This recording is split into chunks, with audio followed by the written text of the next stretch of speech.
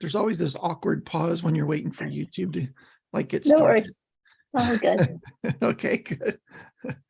All right. Hello, everybody. Thank you so much for joining us for another episode of Marketing Pains.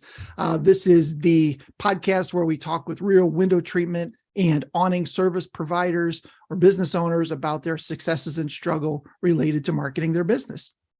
Today, we've got somebody who is very well known in the industry, Madeleine Macrae. Madeleine is a business and leadership coach who focuses on bringing her clients thought-provoking, practical, usable content that accelerates their implementation and secures their long and short-term results. She loves the grit and determination of small to mid-sized business owners and has dedicated her career to helping them and their teams. Madeleine, thank you for joining us. Thank you so much for having me. Excited to be here.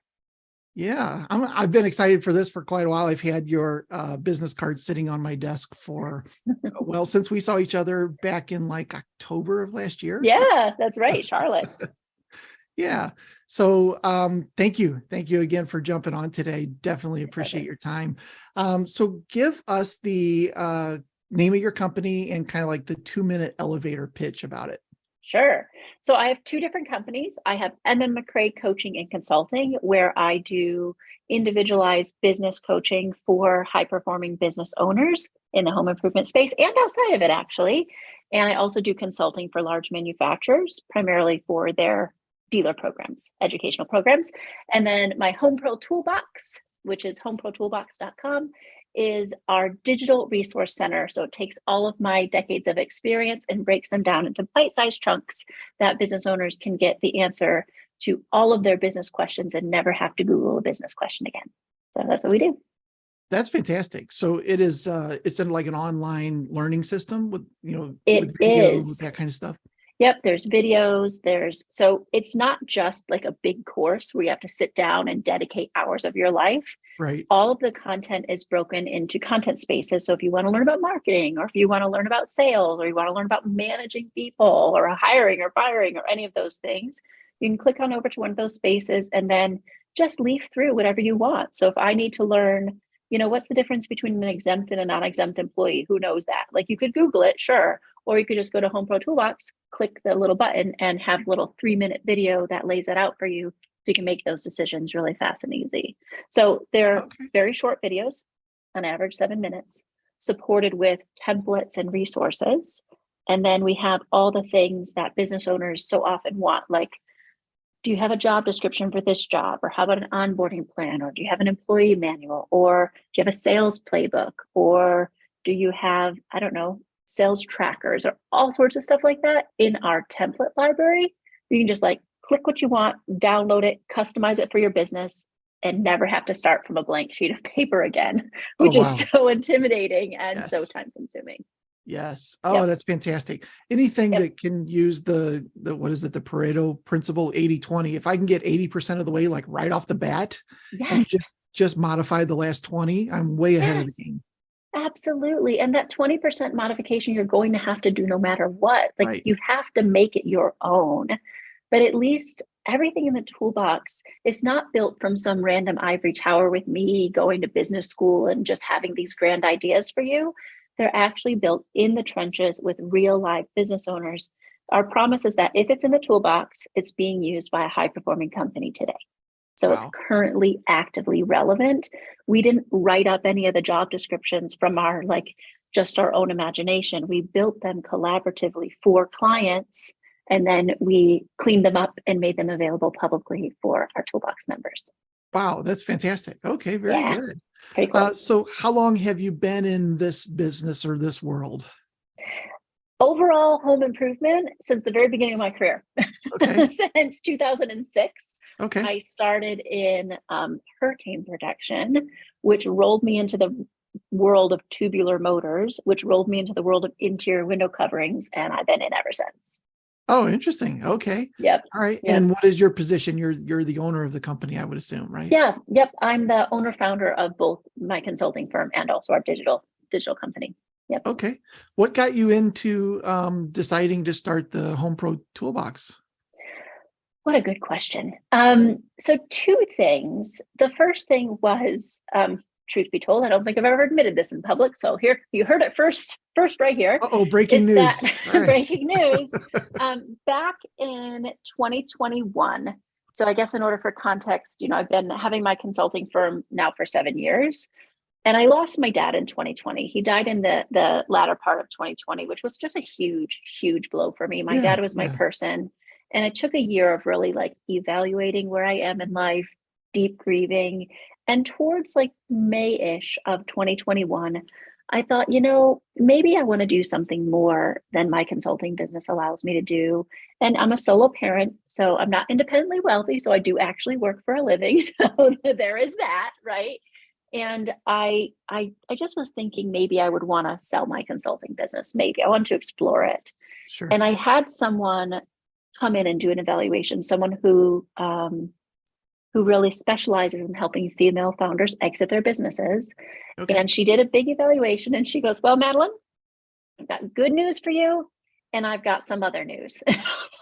Well, great. How about you tell me the good news first? And she said, well, good news is, I've worked with lots of different coaches and consultants and different companies like that. She said, good news is you are a top 5% coach. You are incredibly good at what you do. And I was like, well, that's kind of fancy. I was pretty proud of myself. So that nice. Was pretty good news. Stroke the ego a little bit. That's right. As a business owner, we don't often get external validation of how good we are at our business. So that was really cool from someone who, helps people sell their businesses and, felt that was very credible. Yeah. That felt nice. And she said, the other news is you have this like amazing content vault that you built full of these like resources and these training programs and these amazing, amazing content. She said, but without you, it's not useful. So I can't sell it, right? I could sell it, but you'll get such a disappointing number. You will not be happy. It'll be a lot of work and you're going to walk away with like so little. It doesn't honor your work. She said, so you need to put it online. You need to put it out there and show proof of concept in order for someone else to be able to see the value in it and then buy it and want to build it. So, it was a little bit against my own will that I started the process and I mapped out all of my content. One of the little things about me is I love an Excel sheet. So I put it into Excel and I said, like, here's the title. Here's how much it would take for me to take it from where it is to complete, then to turn it into a course and to record it and I laid it all out and I did both an hour spend and a dollar spend, how much time and money it would take me. And I looked at it and I was like, well, I guess I could do it. I guess so. And I said yes to it. And then I started building the branding because I really liked the idea of Home Pro Toolbox because I talk about the things I teach as tools all the time and just kind of worked out. And I hated the idea of forcing a home pro. You work with small business owners every day. I hated the idea of forcing someone to sit through an 8-hour course to learn the thing that they need to know. So I was resisting my own process because I was like, this isn't the right format. Like, this isn't really what people need. And so I was kind of backtracking on my yes a little bit. Yeah. I was doing it, but pretty begrudgingly and quite slowly. Right. And for me, if I'm not like all in and like working industriously on something, it's usually a sign that something's kind of off. I'm not like a half in kind of person. I'm like all in or not in at all. Like I don't do half measures. So I was in conversation with another one of my friends who owns a digital education company. And I don't know what happened. I honestly have no memory of this moment, but I know what happened where I was telling him how I was doing this and how it was kind of coming together. And I was explaining how I coach my clients. So when I'm with a client, if they say to me, Madeleine, I've got so much on my plate. I can't seem to make progress. I'm drowning. I don't give them a 45-minute lecture on time management.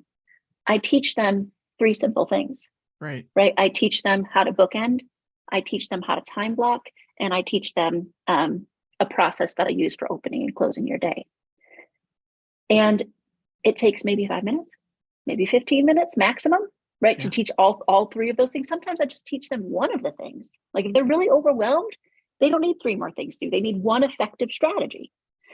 And I do that for everything, right? If someone has a person they're trying to hire, I don't give them the handbook on how to hire effectively. I teach them, okay, let's look at the job description. What do you need them to do? Now let's talk about your avatar. What type of person is going to be happy in this job, right? We do piece by piece and sometimes over time. And I just had this incredible flash. I call it a blinding flash of the obvious, a boo-foo. Like just, oh my gosh, it hit me like a ton of bricks or water in the face or whatever. That's what I want to do. I want to create these. You have one question, I give you that answer. One question, that answer. And instead of having to redesign all of my content into these big courses, which is actually really big work to do because you have to think of the instructional design and then the Excel sheet and then the PowerPoint presentation and the trainer guide and the user guide. Oh my gosh, it's so much. And these little, like this one little, I'm going to teach you bookending right now. I can sit down and turn on the recording and bam, have that recorded in, I don't know, 5 minutes, be done. Right. So that's what I did. And I decided to organize the content into what I call, our rooms, our content spaces. So all the management stuff is gathered under the management umbrella, right. But you can pick, like, do you need to fire somebody? That's important. There's a little training on that, right? It's all gathered together. So that's how it came together. And I just decided to do it. And first week in September, I filmed in 2021, first week of September, I filmed my first video for Home Pro Toolbox. Of course, I have an editor and a video editor and all the people behind the scenes making it all come together, an IT team and all that. And we soft launched with 109 tools on Black Friday of 2021. Oh, nice. It was just like crazy. And since then, we've grown to 100 members and over 325 tools. And here we are, That's February great. of 2023. Yeah. I love the idea of them keeping little small snippets, because if something then becomes obsolete, all you have to do is just re-record and replace that one little thing. If you're doing like you said, an 8-hour course, you have to redo the whole 8-hour course in some cases. So that could be right. So yeah. It definitely helps for, the hygiene of our content, like keep it fresh and relevant. Yeah. But a lot of the things that we teach are really enduring. They're just, business fundamentals, things you really need to know that most people don't know. It's not that it's hard knowledge. It's just that it's not necessarily provided the way that we provide it out there. So that's what we do. Yeah. Isn't it interesting that you're going in thinking I'm going to get out of this, and you end up doubling down on it. Building a whole other business. And yes, I know. Very ironic. My goal in full transparency is to build it up and still to sell it. Sure. And my thought is, I like the building stages of business. I like creating something. I like that iterative, like my dad always used to describe it as standing on the edge of the cliff and feeling the wind blow in your face. Like, I don't really stand right on the edge. I stand a few feet back from the edge of the cliff, but I do like that feeling. Yeah. And I'm not like I'm a get it to that stage and then let someone else take it and grow it really big. That's probably not a journey I want to be on. I want to do something different. So I kind of feel like that's the best way to amplify my gifts, is to give them a place to live, all this incredible knowledge that I have to share. Don't just keep it for my, my private clients who, it's not free 99 to work with me, right? It's an investment, and that's not approachable for everybody. So make it more broadly available at a price point that's really attainable to most business owners. And then grow it to being like, oh, this is gaining some momentum, and then pass it off to someone who just wants to take it and take it to the next level. Yeah. I feel that's the best way to honor my gift. Yeah, that's awesome. So who is your target audience? Yeah. So I like to help home improvement professionals. So that's anyone who does something to or for your home. Of course, I'm well known in the window treatment market, a little bit in interior design, paint, flooring, lighting. I've dabbled in a lot of different industries. So it's really anyone who does something to or for home, generally not builders, not people who are heavily into the commercial market, although a couple of our Toolbox members are in commercial. And people who have started to build some momentum in their business, you could certainly benefit from it as a startup. And it's just, do you want to invest in it? Right. It's designed really for people who have a couple of employees and who are starting to feel the burden of, wait a minute, now I actually have people to manage, and how do I do that? And it's built for that, for the growing companies. But we have people who are one-man bands in there, and we have people who are $30 million businesses. So it's just how you use it will vary. We really built it for that owner operator who's still in the weeds, still doing all the things in the business, but has the hope of one day delegating a lot more and being effective in growing their business. I love it. That's great. Yeah. If there was one thing that you would attribute to the business's success, what would you say that was? My own businesses or other people's businesses? Yours. Mine. Ooh, what would be one? This is a good question, Will. I thought I'd throw a little curveball in there for you. Makes me ponder. I can tell you what I would attribute, and then I can tell you what other people tell me. Okay. Because it's two different things. Sure. I contribute my own success to tenacity and persistence. I am a tenacious person, right? When I get knocked off of that horse, I'm like, gosh, that hurt. Like, dang. Yeah. But I get right back on. I'm like, all right, back in the saddle you go, Madeleine, hurt bum and all, right? Right. Back in the saddle. So that's the tenacious part of me. And if the way that I'm doing it isn't working, I'm not too proud to course correct. So that's the tenacity. And then persistence, where I'll just try and try and try again, but wise persistence, right? I'm not going to try again endlessly down a path that is truly not working. I like to stay with an integrity to myself. What other people say is that I have an uncanny ability to maintain optimism, even in the face of challenge and even in the face of, terrible things. I just have a very optimistic perspective in life that I have chosen and cultivated. And a lot of people attribute why they work with me, why they're attracted to me, why they are inspired to step forward to that, unflinching optimism that I have. Yeah, we've got that in common. My wife gets pretty annoyed with me, that I wake up and I'm like, it's Tuesday. She's like, stop it. I Yes, didn't please. even have any coffee yet. Yeah, I get bummed out a lot on Fridays. So just because as a business owner, if you really enjoy what you're doing, Friday is kind of a bummer because, you're not going to get to do it for the next couple of days. If you're smart, right? If you're setting those limits and those boundaries, yes. you could certainly work Saturday and Sunday, but that would not be smart in some cases. Right. So, Right. For sure. Awesome. So what is the one biggest benefit that your product offers to your customers? I think certainty, that they don't have to guess or wonder. They can know, like, if I do this, this is proven to work. Not will it work or won't it work. There's some iteration how to make it work for me, but that the things inside a toolbox, as I said, they're not built in the ivory tower. They're built in the real life crucible of business where the rubber is really hitting the road and you truly have to have solid best practice.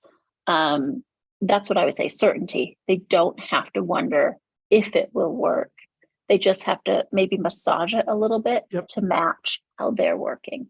I love that answer. That's fantastic. I mean, they know in their mind that they can go to a certain place, Home Pro Toolbox. Home Pro Toolbox. And get 80% of the way done right out of the gate, right? That's right. That's pretty awesome. So with a very little expenditure of their time. Right? Maybe they have to search a little bit, try a couple different search terms to find exactly what they wanted. Maybe they have to do that. And then they have to maybe commit to watching a video, but the videos on average are only 7 minutes, right? So the commitment is like, if you've got 7 minutes, you can solve this. A lot of people listen in their car, right? They'll just listen to little bits as they're coming into work. Because we have an app as well, right? And you can listen to the videos. You don't have to watch the video. It's just me talking. It's not like a ton of graphics and you're missing stuff by not actually watching my face. So that, you're missing me, but you can still hear my voice. And so if you really wanted, if there's a topic that you're like, I just have to solve this problem, you could come to the toolbox, search for what you need, find it, learn it, and start implementing it. Right. In 30 minutes or less. That's great. And that is just, where else are you going to find that? Yeah. That's awesome. Yeah. What are the biggest owner or implementation mistakes that you see business owners making? It depends on which stage of business you're in. Okay. So we're going to go through like macro. I teach that there's 4 different stages of your business, or 4 different phases that businesses in our industry tend to go through. The solopreneur, right? Wearing every hat, doing everything by yourself. The owner operator, where you've started to build out a team, but you're pretty much still in the weeds. And then the owner manager, where you're now managing the team and you're not so much in the weeds. And then the true CEO, right? Where everything is truly systematized and delegated and departmentalized. Tons of solopreneurs have CEO on their business card, yours truly included, right? My consulting firm, I'm the CEO of myself. So there's that. It's not bad or wrong, but from a technical business perspective, those are the 4 stages of growth. So as a solopreneur, I think the mistake that people make is trying to grow too fast without securing their fundamentals. And when you're a solopreneur, you need to know how to make leads flow and how to convert those leads into cash, right? So marketing and sales, you need to master those things. Of course, you need to be good at your craft, right? That's a non-negotiable. If you don't know how to hang a window treatment, or you don't have someone qualified in your team to do that, so much for your business. Right. So you have to be good at your craft. But that's a mistake solopreneurs make. The mistake that owner operators make is they start to bring in their team, and then they do management by abdication, which means they just get someone on their team who's going to like answer their phone, like, okay, here you go, do it. And then they never look there again. They just hope that person does a good job, and they just don't even take any active stake in the success of their team members. So that's a mistake that owner operators tend to make, because they're so busy in their business that they don't find the time to work on the business or with their people. It's common. Owner managers, the mistake that I think it's probably I would say, is funnest a word? The funnest mistake, my favorite mistake, is that they tend to want to do face swap. Have you ever seen on Snapchat where you can do like someone else's face on your body? What is that called? Not face swap. That's called something. But that's what it's like. Basically, your body and their face gets in, and your mouth is moving, but it's their face. When you do that, it's like taking a best practice that worked for somebody else and just imposing it on your business without that 20% of customization, without massaging it, without critically asking yourself, wait, does this actually work for how the business I've built? Because you've built something great. If you've made it to the owner manager stage of your business, you've done a lot of things right. And a lot of people just want to impose best practice without actually honoring what they've built and without applying customization. Yeah. So that's that face swapping one. And then at the CEO level, where everything is delegated, there tends to be a little bit of check-outing, like they check out of their business a little bit without really staying enough connected to being the conduit of the culture. They abandon the conduit of the culture that they need to be. So those would be like the 4 core mistakes for each stage. I love that. Is there anything in the toolbox that you see, like if you're looking at analytics or data or anything like that, is there a certain section that it seems like people really gravitate to more than others? Oh, yes. So it actually depends, because during the pandemic, like towards the end of the pandemic, even most of last year, our hiring room was always busy. People were in there because hiring people was such a problem. Yeah. But now that things have started slowing down, our marketing room has suddenly make leads flow has been a lot more popular. Yeah. But the most popular room, hands down, no questions asked so far, is our template library, because we have, hundreds of done for you resources. If they need to hire somebody, they can get the job description, the avatar, the ad, and the onboarding plan. Click, click, download, click, download, click, download. How can you beat that? Yeah. Right. So that's a pretty hard one. I'm hoping, my fingers are crossed, we launched my in-home sales room called Fast Track. We launched that at the latter half of last year. And my hope is that one day that room will be our most popular room, because it's probably my most long-standing education. I built that a long time ago. It's made so many $1 million writers without like salesiness or like the uncomfortableness of in-home selling, the pushy salesy stuff. Teaches a really like beautiful, successful process. So that's one of I like that room, and I like the how to handle haters, which is what do you do with angry client interactions? Those are my favorite rooms, but they're not our heaviest participated in rooms. It's really Temple Library. Sure. Yep. I love that answer. That's great. I love that it changes as the market changes, right? That's great. Yep. What has been your biggest challenge promoting the toolbox?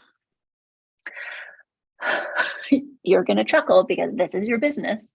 I was working with a marketing firm all of last year, and I invested very heavily, right? 6-figure investment into building our brand, building our website, getting our marketing flows. And my goal is strictly digital conversion. I want people to find me online or find Toolbox online and become members, right? That's my goal. Just so that we can have a very consistent experience, right? So, and also to keep overhead low so that we can keep our pricing at a stage that is available to people. And just finding the right digital ad conversion and the right marketing firm to help us through that has been like extraordinarily challenging. I'm on revision number 3. Oh yeah. So, I'm on the 3rd shot now. And you know, it's been a pretty expensive road, but I don't live in regret. You can always make more money. I believe in the product. I believe in it. So it'll come together. Sure. Yeah. Are there any marketing trends or tactics that you see that you wish you could take advantage of right now? You know, from an organic position, like the fun of TikTok and the fun of some of the social side, it's one of our soon to be hires, right? One of our very close strategic roadmap hires is someone honestly, I'm just going to use this politically incorrect. Sorry if you plug your ears. That someone young who loves that and who grew up with it. Like for me, I don't even go on TikToks because I get obsessed about things like that and then I can't let it go and it distracts me. So for years, I couldn't even have Facebook on my phone because I had no self-control.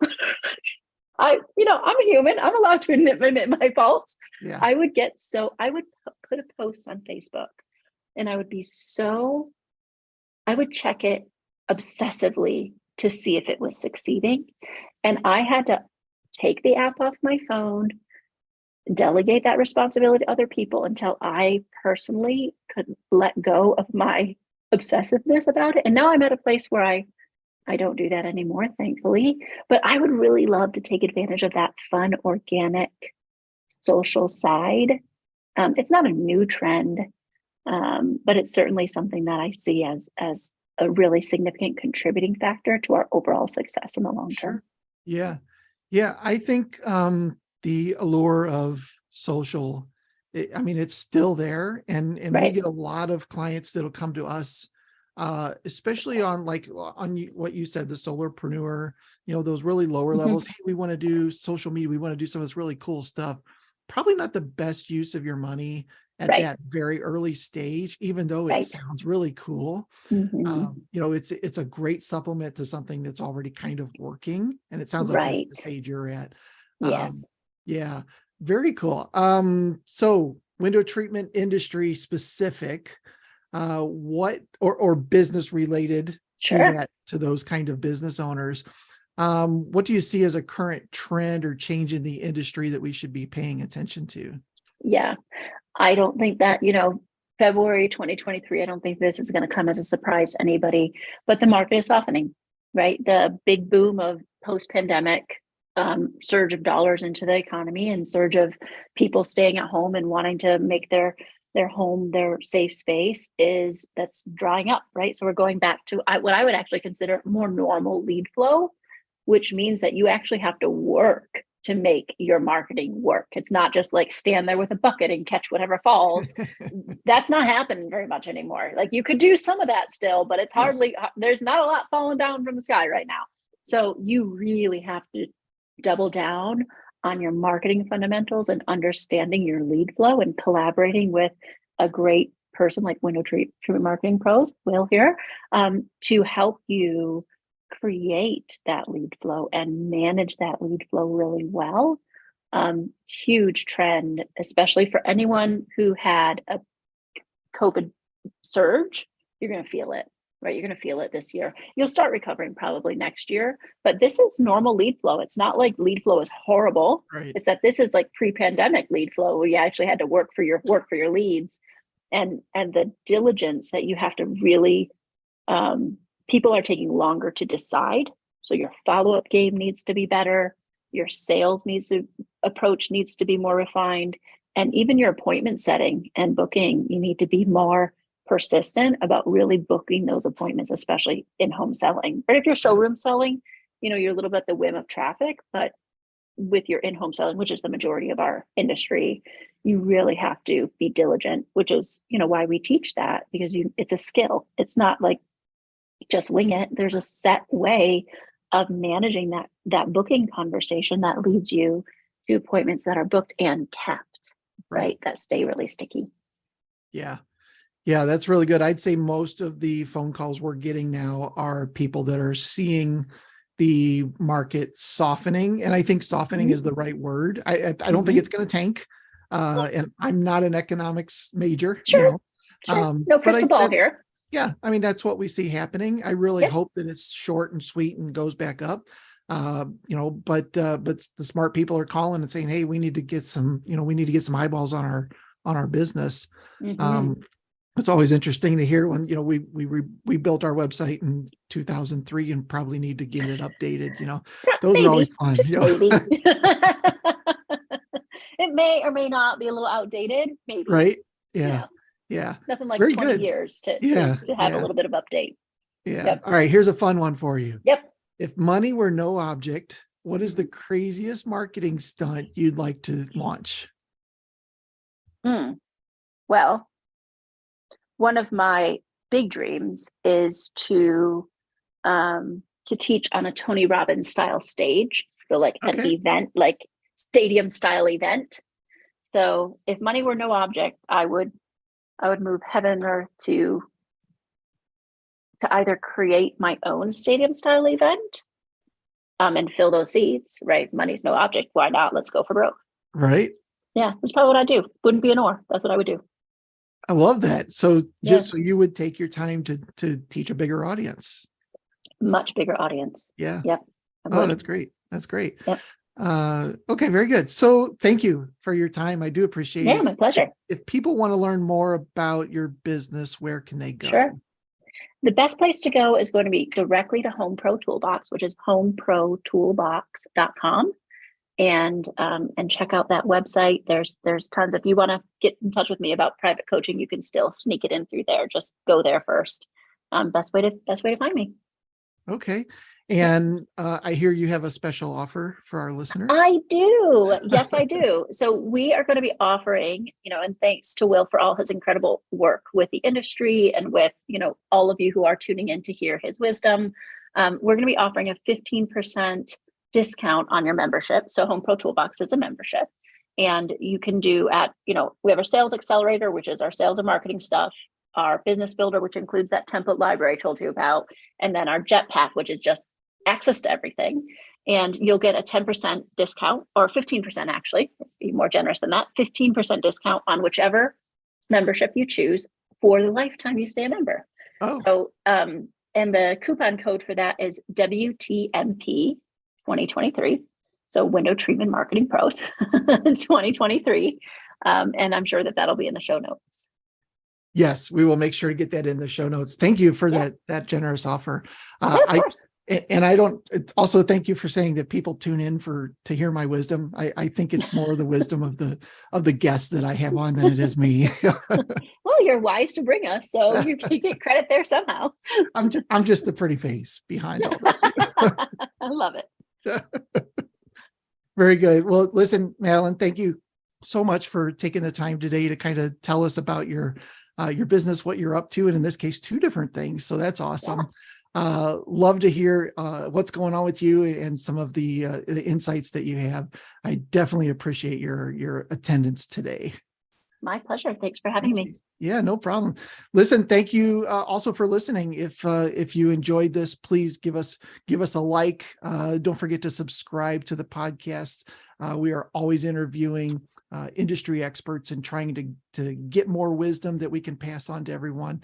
And thank you so much for listening to this episode, and we will see you in the next one.